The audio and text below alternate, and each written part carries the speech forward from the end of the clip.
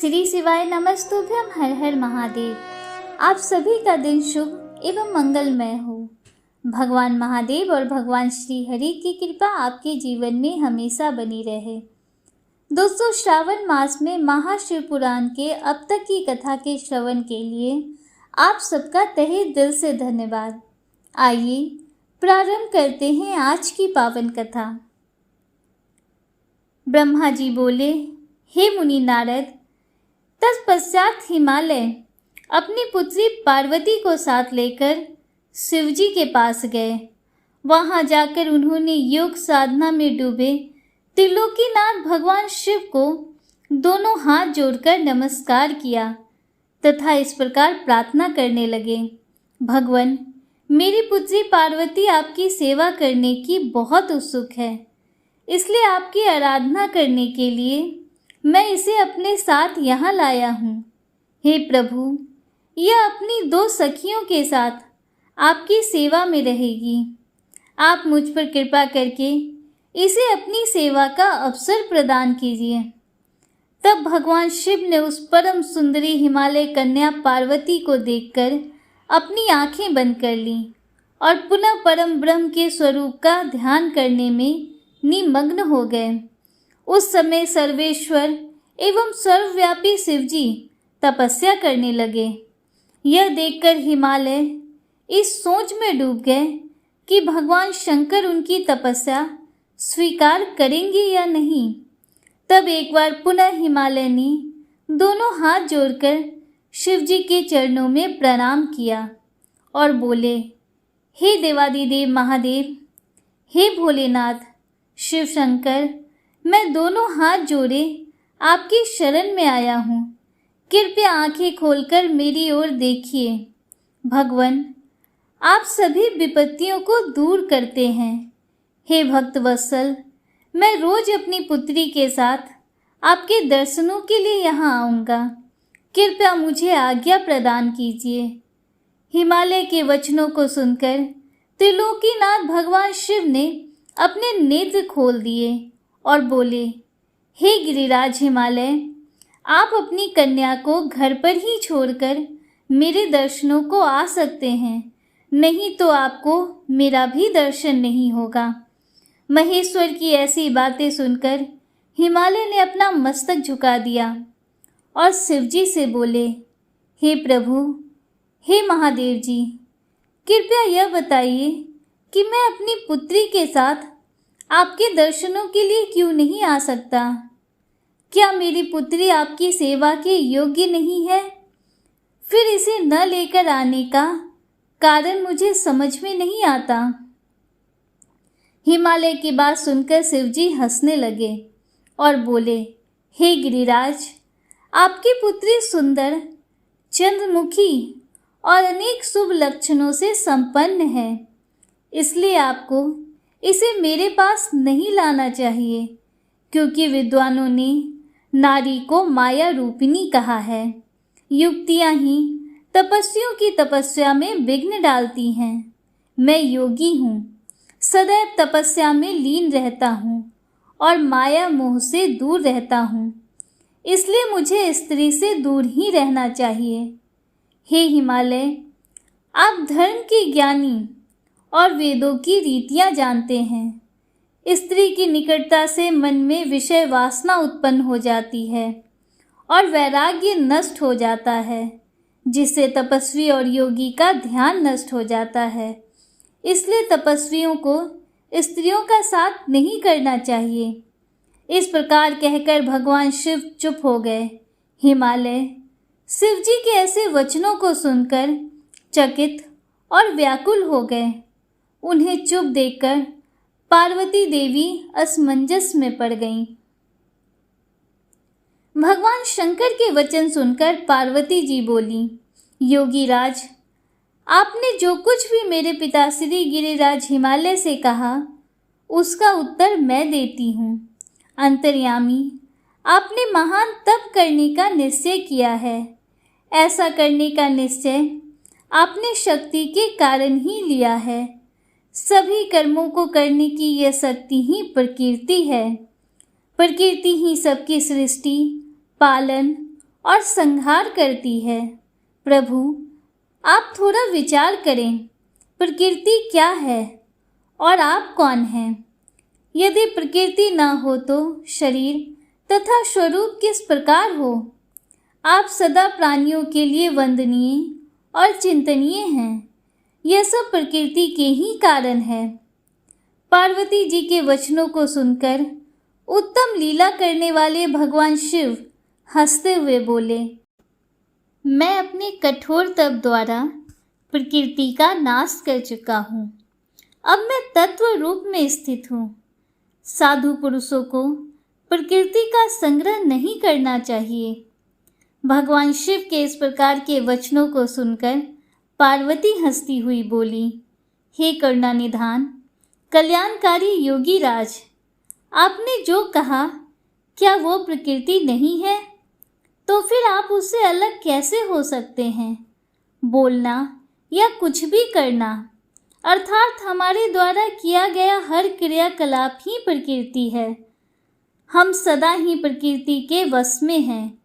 यदि आप प्रकृति से अलग हैं तो ना आपको बोलना चाहिए और ना ही कुछ और करना चाहिए, क्योंकि ये कार्य तो प्रकृति के हैं।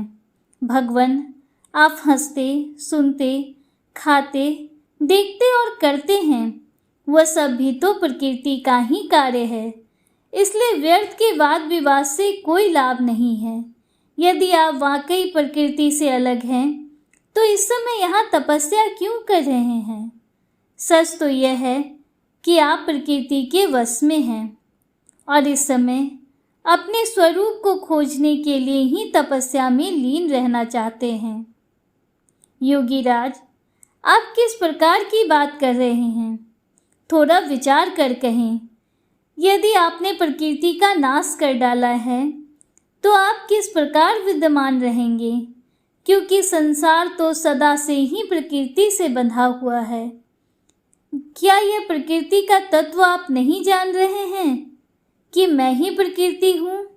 आप पुरुष हैं, यह पूर्णतया सच है। मेरे ही कारण आप सगुण और साकार माने जाते हैं। भगवान, आप जितेंद्रिय होने पर भी प्रकृति के अनुसार ही कर्म करते हैं। हे महादेव, यदि आप यही मानते हैं कि आप प्रकृति से अलग हैं तो आपको मेरी किसी भी सेवा से और किसी भी प्रकार से डरना नहीं चाहिए। पार्वती के मुख से निकले सांख्य शास्त्र में डूबे हुए वचन सुनकर भगवान शिव निरुत्तर हो गए। तब उन्होंने पार्वती जी को अपने दर्शन और सेवा करने की आज्ञा प्रसन्नता पूर्वक प्रदान कर दी। तत्पश्चात भगवान शिव पर्वतराज हिमालय से बोले, हे गिरिराज हिमालय, मैं तुम्हारे इस शिखर पर तपस्या करना चाहता हूँ। कृपया मुझे इसकी आज्ञा प्रदान करें। देवादिदेव भगवान शिव के इस प्रकार के वचनों को सुनकर गिरिराज हिमालय दोनों हाथ जोड़कर बोले, हे महादेव, यह पूरा संसार आपका ही है। सभी देवता, असुर और मनुष्य सदैव आपका ही पूजन और चिंतन करते हैं। मैं आपके सामने एक तुच्छ मनुष्य हूँ।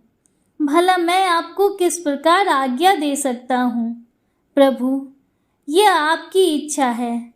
आप जब तक यहाँ निवास करना चाहें कर सकते हैं। गिरिराज के इन वचनों को सुनकर भगवान शिव मुस्कुराने लगे और आदर पूर्वक हिमालय से बोले, अब आप जाइए। अब हमारी तप करने की इच्छा है। तुम्हारी कन्या नित आकर मेरे दर्शन कर सकती है और मेरी सेवा करने की भी मैं उसे आज्ञा देता हूँ। लोक कल्याणकारी भगवान शिव के इन उत्तम वचनों को सुनकर हिमालय और पार्वती जी बहुत प्रसन्न हुए। उन्होंने त्रिलोकीनाथ भगवान शिव को नमस्कार किया और अपने घर लौट गए।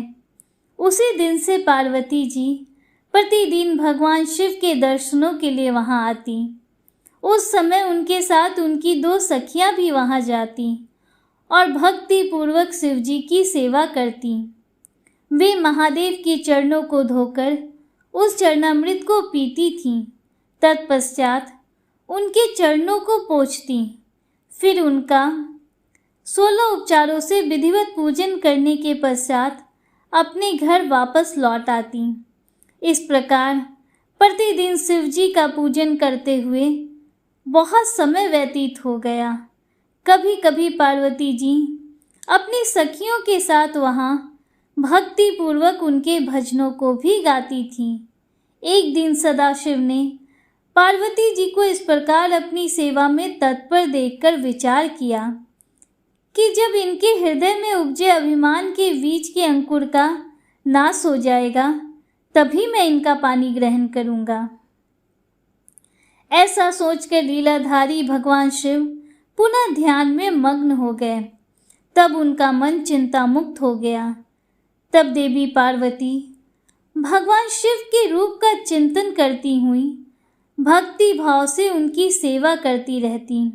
भगवान शंकर भी शुद्ध भाव से पार्वती को प्रतिदिन दर्शन देते थे। इसी बीच इंद्र और अन्य देवता व मुनि ब्रह्मा जी के पास पहुँचे। ब्रह्मा जी की आज्ञा से कामदेव हिमालय पर्वत पर गए। सभी देवताओं के कार्य की सिद्धि हेतु काम की प्रेरणा से वे पार्वती शिव का संयोग कराना चाहते थे। इसका कारण यह था कि महापराक्रमी तारकासुर ने ऋषि मुनियों और देवताओं की नाक में दम कर रखा था। उसका वध करने के लिए उन्हें भगवान शिव जैसे महापराक्रमी और बलवान पुत्र की आवश्यकता थी। कामदेव ने हिमालय के शिखर पर पहुंचकर अनेकों यत्न किए, परंतु भगवान शिव काम की माया से मोहित न हो सके। उन्होंने क्रोध में कामदेव को भस्म कर दिया। अब शक्ति में ही सामर्थ्य थी कि शिव को मोहित कर दें। वे देवताओं की इच्छा को तभी साकार करती। इसलिए काम के अनंग होने के बाद जन कल्याण के लिए तथा अपने व्रत को पूरा करने के लिए पार्वती ने मन ही मन शिव जी को पति रूप में पाने का दृढ़ निश्चय कर लिया। कठोर तपस्या करके देवी पार्वती ने शिव जी के हृदय को जीत लिया। तब वे दोनों अत्यंत प्रेम से प्रसन्नता पूर्वक रहने लगे और उन्होंने देवताओं के महान कार्य को सिद्ध किया। नारद जी कहने लगे, ब्रह्मा जी, तारकासुर कौन था जिसने देवताओं को भी पीड़ित किया, उन्हें स्वर्ग से निष्कासित कर दिया और स्वर्ग पर अपना एकाधिकार स्थापित कर लिया? कृपया मुझे इसके विषय में बताइए। ब्रह्मा जी बोले, हे मुनि नारद, मरीचि के पुत्र कश्यप मुनि थे। उनकी 13 स्त्रियां थीं, जिसमें सबसे बड़ी दिति थी। उससे हिरण्यकशिपु तथा हिरण्याक्ष नामक 2 पुत्र हुए। हिरण्यकशिपु तथा हिरण्याक्ष को श्री हरि विष्णु ने वराह तथा नृसिंह का रूप धारण करके मार दिया था। तब अपने पुत्रों के मर जाने से दुखी होकर दिति ने कश्यप से प्रार्थना की तथा उनकी बहुत सेवा की। उनकी कृपा से दिति पुनः गर्भवती हुई। जब इंद्र को इस बात का पता चला तो उन्होंने दिति के गर्भ में ही उनके बच्चे के छोटे छोटे टुकड़े कर दिए, परंतु दिति के व्रत एवं अन्य भक्ति भाव से बालक को मारने में वे सफल न हुए। समय पूरा होने पर उसके गर्भ से 49 बालक उत्पन्न हुए। ये सभी भयानक भगवान शिव के गण हुए तथा शीघ्र ही स्वर्ग में चले गए। तत्पश्चात दिति पुनः अपने पति कश्यप मुनि के पास गई और उनसे पुनः मां बनने के विषय में कहने लगी। तब कश्यप मुनि ने कहा, हे प्रिय दिति, अपना तन मन शुद्ध कर भक्ति भाव से तपस्या करो। 10,000 वर्ष बीतने के पश्चात तुम्हें तुम्हारी इच्छा के अनुरूप पुत्र की प्राप्ति होगी। यह सुनकर दिति ने श्रद्धापूर्वक 10,000 वर्षों तक कठोर तपस्या की। तपस्या के उपरांत पुनः वे अपने घर लौट आईं। तब कश्यप मुनि की कृपा से दिति गर्भवती हुई। इस बार उन्होंने एक अत्यंत पराक्रमी और बलवान पुत्र को जन्म दिया। इस पुत्र का नाम वजांग्र था। वजांग्र दिति की इच्छा के अनुरूप ही था। दिति इंद्र द्वारा किए गए छल कपट से बहुत दुखी थी और उनसे बदला लेने के लिए वे अपने पुत्र वजांग्र को देवताओं से युद्ध करने की आज्ञा प्रदान कर दी। वजांग्र और सभी देवताओं का बहुत भयानक युद्ध हुआ। तत्पश्चात वीर और पराक्रमी वजांग्र ने अपनी माता के आशीर्वाद से सभी देवताओं को परास्त कर दिया और स्वर्ग का राज हथियाकर वहां का राजा बन गया। सभी देवता उसके अधीन हो गए। तब यह देखकर दिति को बहुत प्रसन्नता हुई। एक दिन कश्यप मुनि के साथ मैं स्वयं वजांग्र के पास गया। मैंने वजांग्र से अनुरोध किया कि वो देवताओं को इंद्र की गलती की सजा न दे तथा इंद्र सहित सभी देवताओं को क्षमा कर दे। मेरे इस प्रकार कहने पर वजांग्र बोला, हे ब्राह्मण, मुझे राज्य का कोई लोभ नहीं है। मैंने इंद्र की दुष्टता के कारण ही ऐसा किया है। इंद्र ने मेरी माता के गर्भ में घुसकर मेरे भाइयों को मारने का प्रयत्न किया था। तभी मैंने इंद्र के राज को जीतकर उसे स्वर्ग से निष्कासित कर दिया है। भगवान, मुझे भोग विलास की भी कोई इच्छा नहीं है। इंद्र सहित सभी देवी देवता अपने अपने कर्मों का फल भोग चुके हैं। अब मैं स्वर्ग का राजा इंद्र को वापस सौंपता हूँ। मैंने अपनी माता की आज्ञा मानकर यह सब किया है। प्रभु, आप मुझे सार तत्व का उपदेश दें, जिससे मुझे सुख की प्राप्ति हो। वजांग्र के उद्देश्य को उत्तम जानकर मैंने उसे सात्विक तत्व के बारे में समझाया। फिर मैंने एक सुंदर व गुणी स्त्री उत्पन्न की और उसका विवाह वजांग्र से करा दिया। वजांग्र ने अपने सभी बुरे विचारों को त्याग दिया, परंतु उसकी पत्नी के हृदय में बुरे विचारों का ही मानो साम्राज्य था। उसकी पत्नी ने उसकी बहुत सेवा की। तब प्रसन्न होकर वजांग्र ने कहा, हे प्राणप्रिय, तुम क्या चाहती हो, मुझे बताओ। मैं तुम्हारी इच्छाएं अवश्य पूरी करूँगा। यह सुनकर वह परम सुंदरी बोली, पतिदेव, यदि आप मेरी सेवा से प्रसन्न हैं तो कृपया मुझे इस त्रिलोक को जीतने वाला महापराक्रमी और बलवान पुत्र प्रदान कीजिए, जो ऐसा बलवान हो कि समस्त देवता उससे भयभीत रहें। अपनी पत्नी के ऐसे वचन सुनकर वजांग्र सोच में डूब गया, क्योंकि वह स्वयं देवताओं से किसी प्रकार का कोई बैर नहीं रखना चाहता था, परंतु उसकी पत्नी देवताओं के साथ शत्रुता बढ़ाना चाहती थी। वजांग्र सोचने लगा कि यदि सिर्फ अपनी पत्नी की इच्छा को सर्वोपरि मानकर उसे पूरा कर दिया तो सारे संसार सहित देवताओं एवं मुनियों को दुख उठाना पड़ेगा, और यदि पत्नी की इच्छा को पूरा नहीं किया तो मैं नर्क का भागी बनूंगा। तब इस धर्म संकट में पड़ने के बाद उसने अपनी पत्नी की अभिलाषा को पूरा किया। अपनी पत्नी की इच्छा अनुसार पुत्र प्राप्त करने हेतु वजांग्र ने बहुत वर्षों तक कठोर तपस्या की। मुझसे वर प्राप्त कर अत्यंत हर्षित होता हुआ वजांग्र अपनी पत्नी को पुत्र प्रदान करने हेतु अपने लोक में चला गया। ब्रह्मा जी बोले, हे मुनि श्रेष्ठ नारद, कुछ समय बाद वजांग्र की पत्नी गर्भवती हो गई। समय पूर्ण होने पर उसकी पत्नी ने एक पुत्र को जन्म दिया। वह बालक बहुत लंबा चौड़ा था। उसका शरीर बहुत अधिक विशाल था। वह अत्यंत शक्तिशाली और पराक्रमी था। उसके जन्म के समय सारे संसार में कोहराम मच गया। चारों ओर उपद्रव होने लगे। आकाश में भयानक बिजलियां चमकने लगीं तथा चारों दिशाओं में भयंकर गर्जनाएं होने लगीं। धरती पर भूकंप आ गया। पहाड़ कांपने लगे, नदी, सरोवर का जल जोर जोर से उछलने लगा, चारों ओर आंधियां चलने लगी, सूर्य को राहु ने निगल लिया और चारों ओर अंधकार छा गया। उसके जन्म के समय ऐसे अशुभ लक्षणों को देखते हुए कश्यप मुनि ने उसका नाम तारक रखा।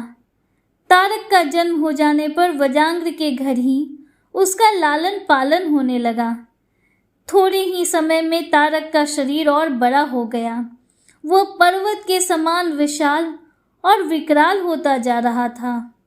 कुछ समय पश्चात तारक ने अपनी माता और पिता वजांग्र से तपस्या करने की आज्ञा मांगी। तब उसके माता पिता ने प्रसन्नतापूर्वक उसको आज्ञा प्रदान कर दी। साथ ही उसकी माता ने उसे यह आदेश दिया कि वो देवताओं को अवश्य जीते और उन पर अपना आधिपत्य कर स्वर्ग पर अधिकार कर ले। अपनी माता की आज्ञा पाकर वजांग्र का पुत्र तारक तपस्या करने के लिए मधुवन चला गया। वहाँ तारक ने मुझे प्रसन्न करने के लिए कठोर तप करना आरंभ कर दिया। उसने अपने दोनों हाथों को सिर के ऊपर ऊंचा कर लिया और ऊपर की ओर देखने लगा तथा एक पैर पर खड़े होकर एकाग्र मन से 100 वर्ष तक तपस्या करता रहा। उस समय वह केवल जल और वायु से ही अपना जीवन यापन कर रहा था।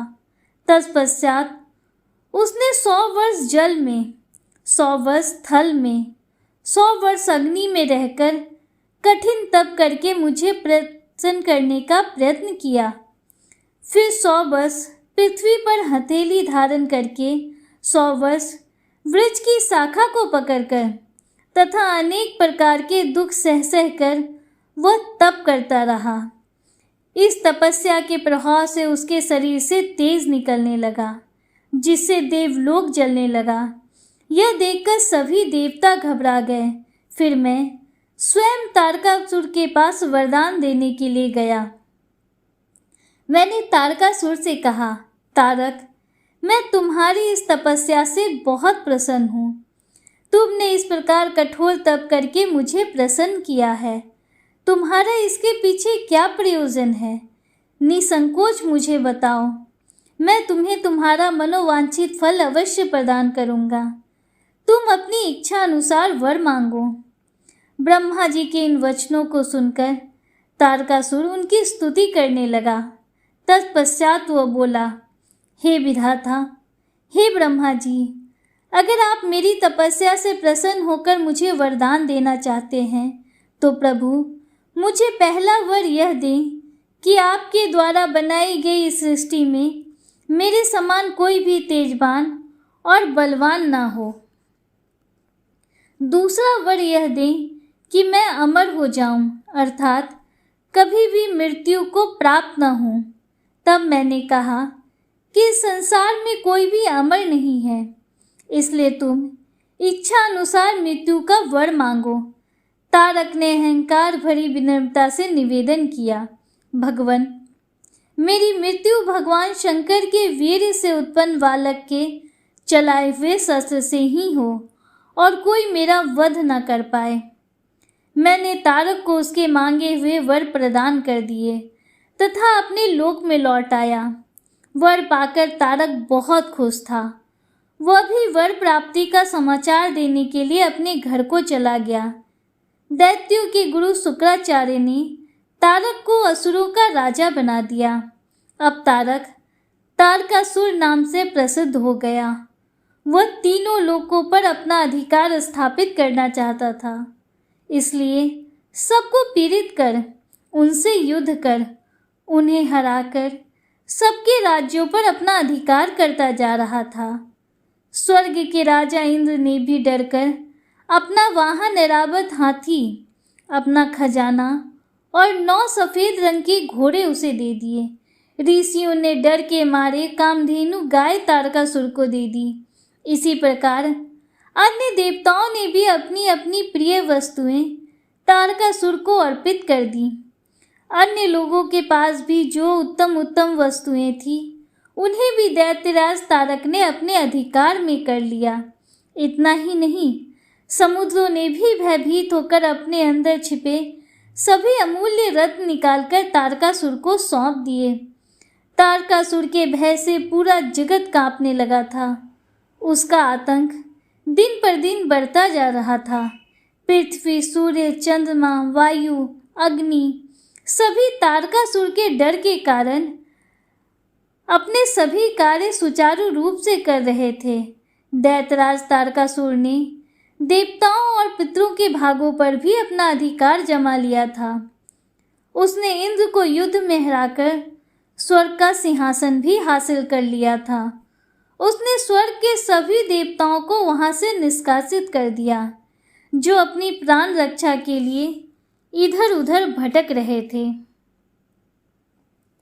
श्री शिवाय नमस्तुभ्यम। हर हर महादेव। महाशिव पुराण में आज की कथा का समापन हुआ।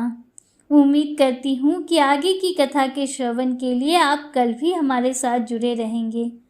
अगर आपको वीडियो थोड़ी सी भी अच्छी लगी हो तो वीडियो को लाइक कीजिए, दूसरों के साथ शेयर कीजिए, कमेंट में हर हर महादेव, जय श्री राधे कृष्णा जरूर लिखिए। अगर आप हमारे चैनल पर पहली बार आए हैं तो चैनल को सब्सक्राइब कीजिए, बेल आइकन जरूर प्रेस कीजिए, जिससे आगे भी आपको ऐसी ही रोचक जानकारियाँ मिलती रहें। मिलते हैं आपसे अगले वीडियो में, तब तक के लिए हर हर महादेव, जय श्री राधे कृष्णा, राधे राधे।